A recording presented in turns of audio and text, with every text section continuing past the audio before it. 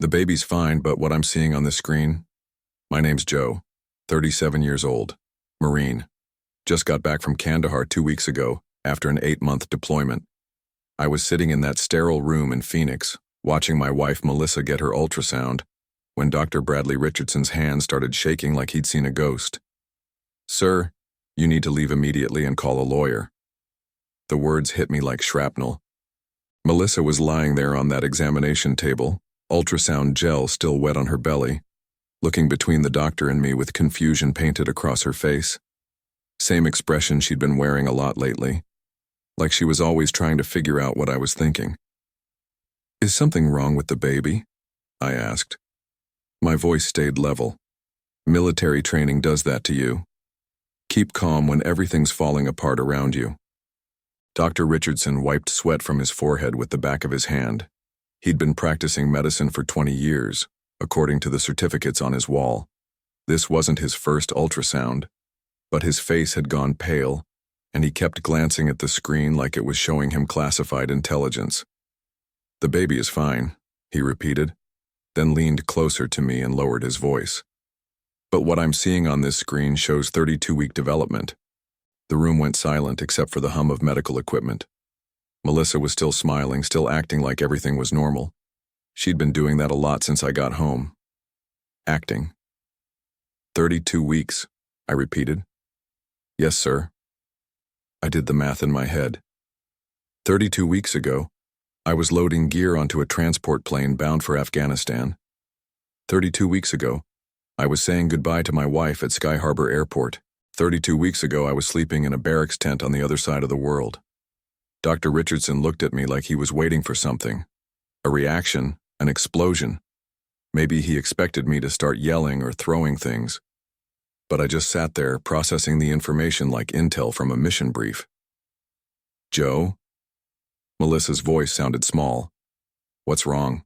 Why does everyone look so serious?" I looked at my wife. Really looked at her, the way she'd been checking her phone constantly since I got back.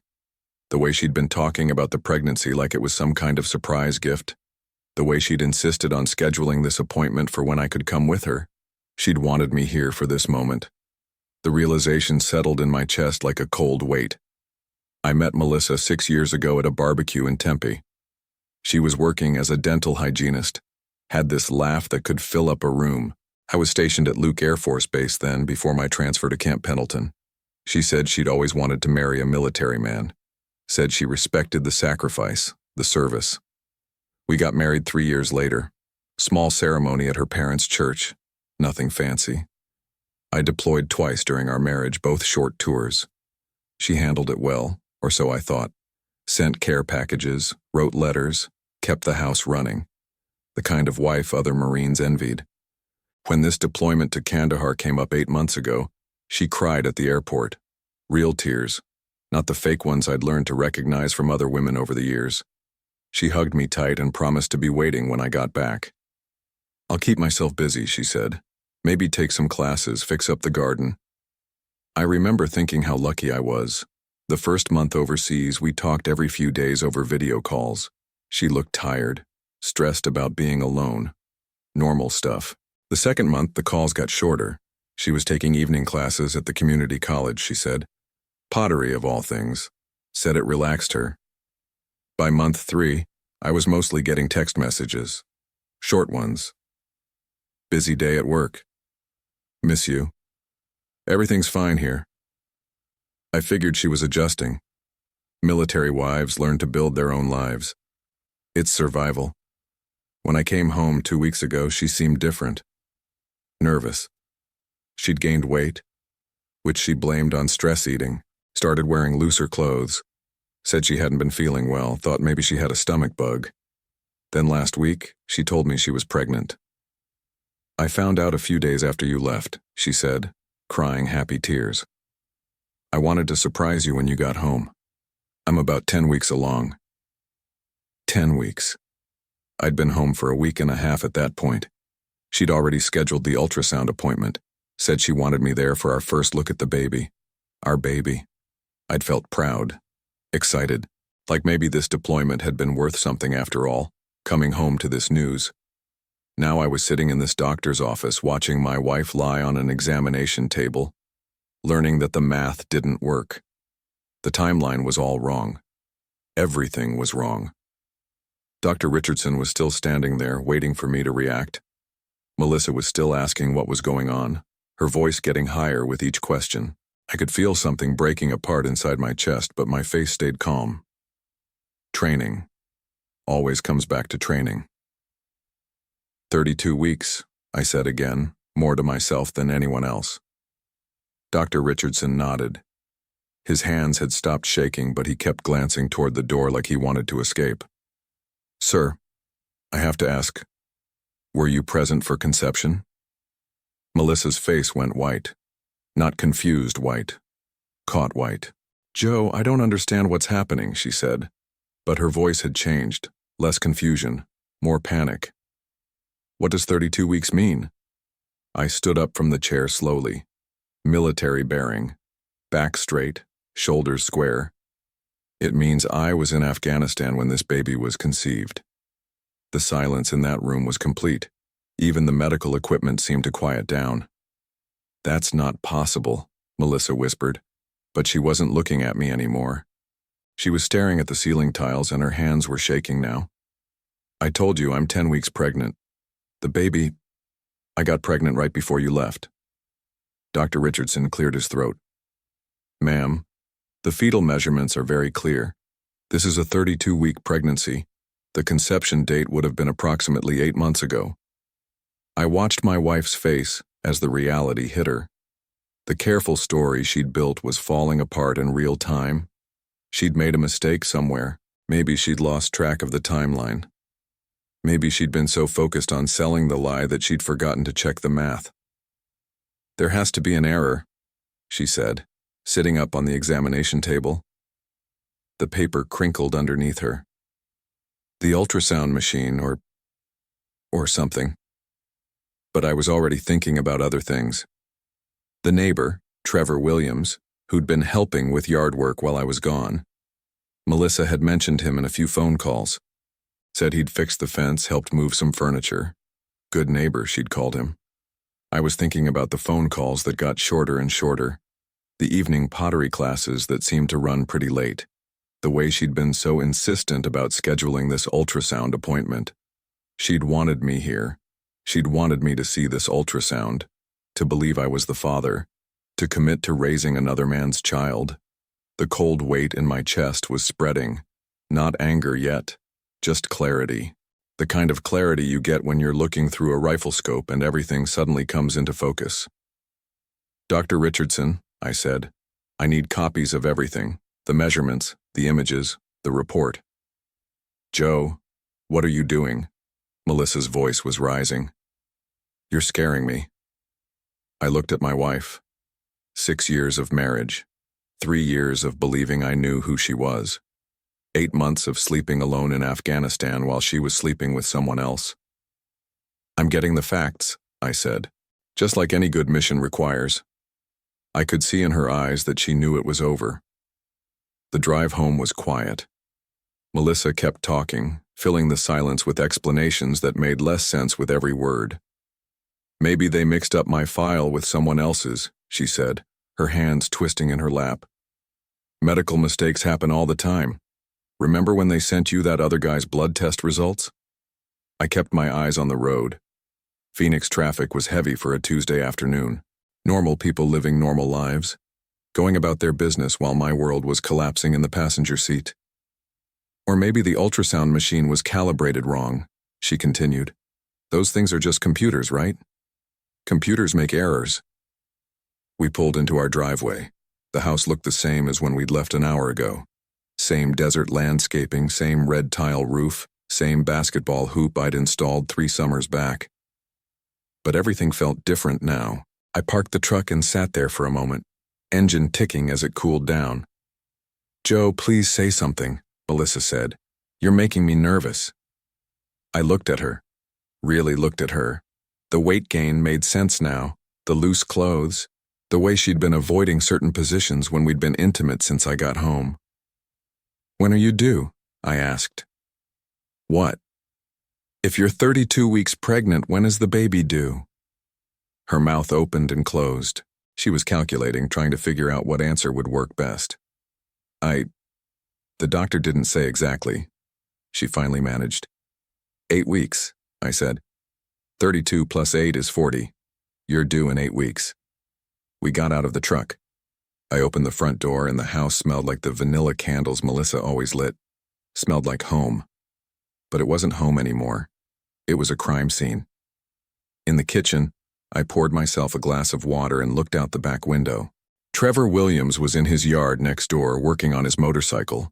Mid-40s, divorced about 2 years ago, worked construction, had helped Melissa move the patio furniture while I was deployed. "You want me to make some lunch?" Melissa asked. She was trying to act normal, but her voice was pitched too high. "How long have you been sleeping with Trevor?" I asked. The glass she'd been reaching for slipped from her hand and shattered on the kitchen tiles. "What did you just say?" I turned around to face her. "You heard me." "Joe, that's insane. Trevor is our neighbor. He helped me with some things around the house while you were gone, but that's it. I can't believe you'd accuse me of something like that." But she was backing away from me as she spoke. Not the body language of an innocent woman. The body language of someone who'd been caught. "The baby is yours," she said, her voice getting stronger. "I don't know what that doctor thinks he saw, but the baby is yours. We'll get a second opinion. We'll go to a different doctor." I knelt down and started picking up the broken glass. The pieces were sharp, clear, like the truth. "Melissa," I said, not looking up from the floor, "I've been trained to gather intelligence, to read situations, to recognize deception. This isn't Afghanistan," she snapped. "This is our marriage. This is our life." I stood up and dumped the glass pieces in the trash. "You're right. In Afghanistan, when someone lies to you, they're usually trying to kill you. Here, they're just trying to destroy your life." She was crying now. Not the pretty tears from the airport 8 months ago. Ugly tears. Desperate tears. "I love you," she said. "Whatever you think happened, I love you." I walked past her toward our bedroom. "I'm going to pack some things." "Where are you going?" "To get a lawyer." "Joe, please. We can work through this. The baby needs a father." I stopped in the doorway. "The baby has a father. It's just not me." I spent the night at a motel near Luke Air Force Base. Cheap place, but clean. The kind of room I'd stayed in 100 times during training exercises. Familiar territory. At 7 a.m., I called my lawyer, Stephen Parker. We'd used him for the house purchase and our wills. Good man, former Army. He understood military life. "Joe, what can I do for you?" I explained the situation. The ultrasound, the timeline, the mathematics that didn't lie. "Jesus," he said when I finished. "I'm sorry, brother. That's rough. I need to know what my options are. First thing, we get you a DNA test. Establish paternity, or in this case, non-paternity.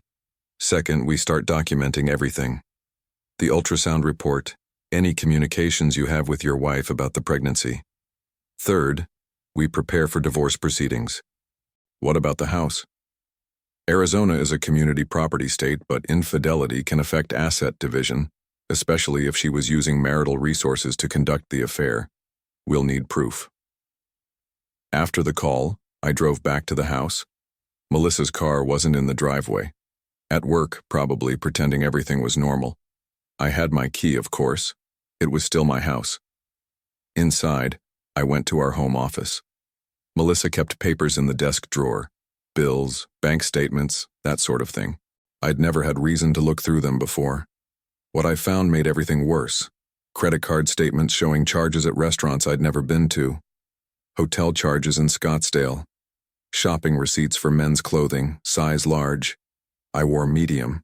Phone bills with hundreds of calls to Trevor Williams' number starting about a month after I deployed. But the worst was a receipt from a women's clinic in Tempe, dated 7 months ago. Prenatal vitamins and a pregnancy test. She'd known she was pregnant almost from the beginning. She'd had 7 months to figure out how to handle the situation, and her plan had been to convince me the baby was mine. I photographed everything with my phone. Evidence. Intelligence. I was putting the papers back when I heard a car in the driveway. Melissa was home early. I was in the kitchen when she came through the front door. She looked surprised to see me. "I thought you were staying somewhere else," she said. "I came back for some things."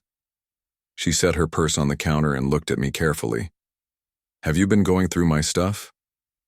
Should I have been? Her face told me everything I needed to know. "Joe, whatever you think you found, there's an explanation."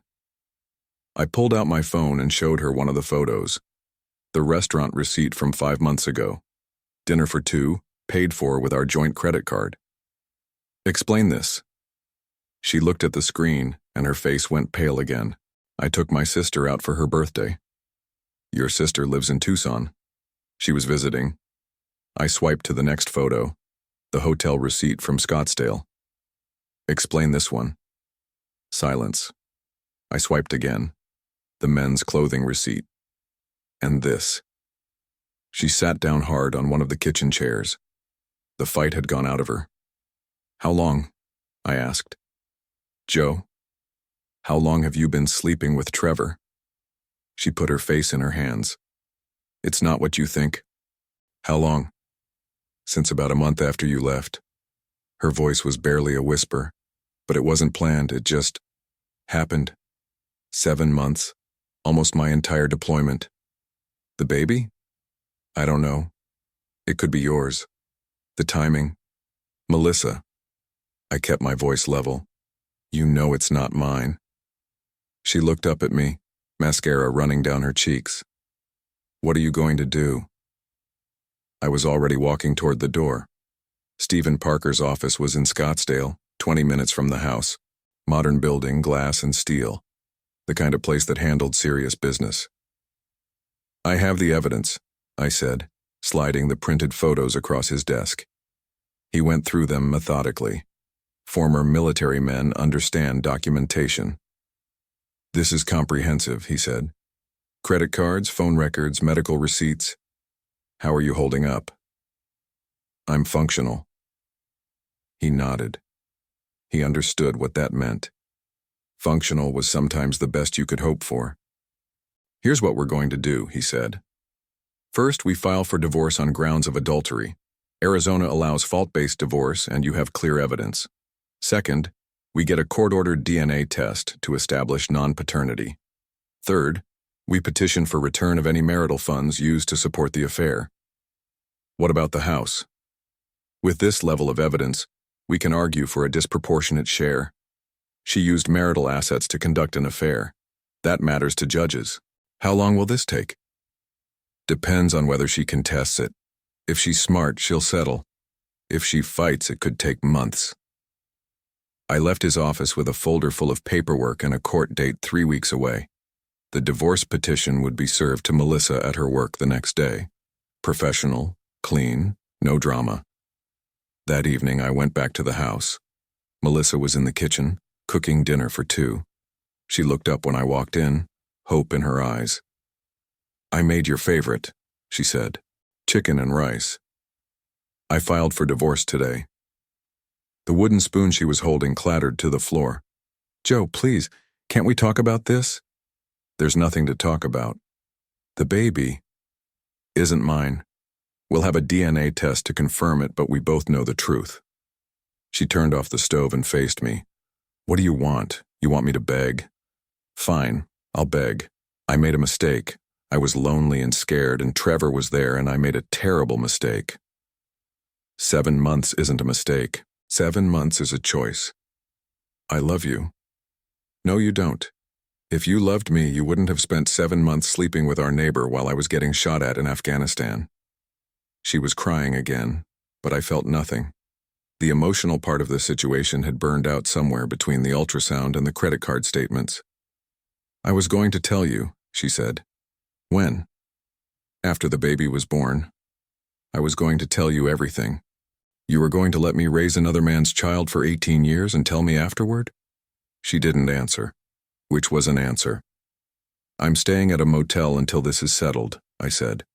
"The papers will be served tomorrow. You'll want to get your own lawyer." "Joe, wait." I stopped at the kitchen doorway. What about us? What about our marriage? I looked back at her. 6 years of marriage. 3 years of thinking I knew who she was. There is no us, I said. There hasn't been an us since you decided to sleep with Trevor Williams. I left her standing in the kitchen with dinner getting cold on the stove. Outside, Trevor was in his driveway again, working on that motorcycle. He looked up when he heard my truck start. Our eyes met for a second through the windshield. He looked away first. The courtroom was small, sterile. Judge Patricia Hernandez presiding. Melissa sat across the aisle with her lawyer, a young guy in an expensive suit who looked like he'd rather be anywhere else. Stephen Parker had done his homework. The evidence was organized, documented, undeniable. Phone records, credit card statements, hotel receipts, the ultrasound report showing a timeline that made paternity impossible. The DNA test results had come back the week before. 0 probability that I was the father. Your Honor, Stephen said, the evidence clearly shows that the defendant conducted an extramarital affair throughout the plaintiff's military deployment, used marital assets to support this affair, and attempted to deceive the plaintiff into believing he was the father of another man's child. Melissa's lawyer tried to argue that the affair was irrelevant to asset division, but Judge Hernandez had been doing this for 20 years. She'd seen it all. The court finds that the defendant's actions constitute a significant breach of the marital relationship and misuse of marital property, she said.